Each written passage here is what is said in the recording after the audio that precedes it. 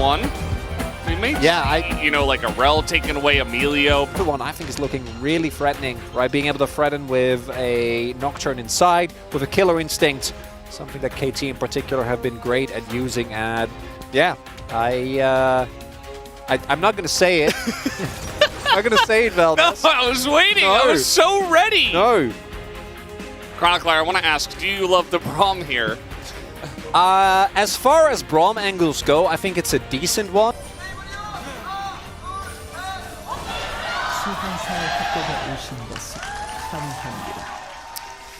We got a lot of Giga Chads here in the audience today. Look like KT have any presence really on the map, and with BDD going back, they find an opportunity. They get this early Ocean Drake. Now, the natural slide of KT taking the early game and pretty much everything. I mean, because he hasn't paranoia'd yet, but he did get the Rift Herald, so can just drop him in. As we're going to flash on in. No flash here for Karis. He's just dead. He's just gone. And actually, he did have flash, but not going to use it. So down he goes. Pull down the line. If they're even getting this one. Yeah, I think they will. I kind of like how KT are playing it, too. They're like, oh, no! And it's Chemtech, so it doesn't matter. It's So he is back. He doesn't have his Unbreakable Will. Oh, BDD is looking for the TP in. Yeah. He's going to back and TP into this one, but we do have the TP already from Karis. And KT might just select to let it go. KT, Lehen still waiting to get in. The Paranoia is there, as that was a little bit of a messy finish on that one. They do get in as Cuz goes alone, but a big Pop Blossom onto that front line as finally Morgan does get into the back line. They're trying to deal with the Jax. It is a little bit of struggle street, but they should eventually be able to do so. Stun comes in, but the root from the NEEKO is perfect as the far from Morgan. Aiming gets two cuts to the stun, and Morgan is popping off in a huge way. And now we've got only BDD. Can he even survive here against Morgan? I'm not sure, as Morgan's got some backup, and Morgan will carry the team. 0 to ace. That Jax. That's the way it goes. Sometimes you lose to RNGs. And KT are still ahead. Like, I think that's... They are. Okay, a little bit of a play here. But Bro have definitely gotten themselves into a playable game state, right? Before this, we were like, okay, well, the sequel is boring. Like, come on, let's go on to game 2. This is over. But now it's like, okay. You've got a 4-0 Jax. Clean today either.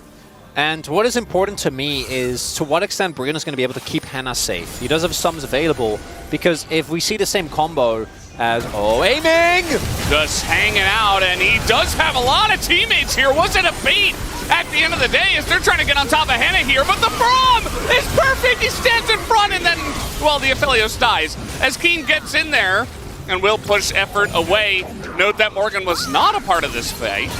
It was a very messy one. And he does eventually show up, but it is right in time for that very important Chemtech Drake. Maybe he can be the difference maker. Yeah, I mean, at some points the Drakes will be nice, at least as BDD. Maybe try number 2, as he's got a huge angle right underneath the turret, but the damage finally does come through onto Hannah, and it's only 3 of them, and again, Morgan is not here to help them out. All that gold just hanging out in the bottom lane. As KT, they get a very nice engage. Once again, abusing the Mega Cone, this time to positive effect, as they will start up the Baron. Oh, and now I wonder, what is Bro's call going to be? Are they going to try and fight? Oh, that is a very defensive TP here from Morgan. They don't want to take the risk. Yeah, I mean, there's exhaust available. Effort just dies. And they don't have any smite either, so now Morgan TP's in, and they give up the Baron. KT, a lot of mistakes in this game, but they're still very much in control. And Cone is cleared.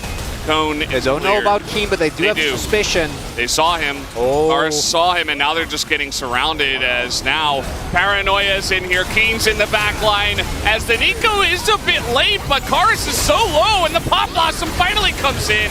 Hits the 3 in the front line, as Henna is getting some huge hits, but it's only hitting the Lahens in the front line, as finally they take out the Jax, and that will be enough as Lahens engages onto the weak backline members, and the Kaisa does clean up as she normally does, as KT will take this first game number 1.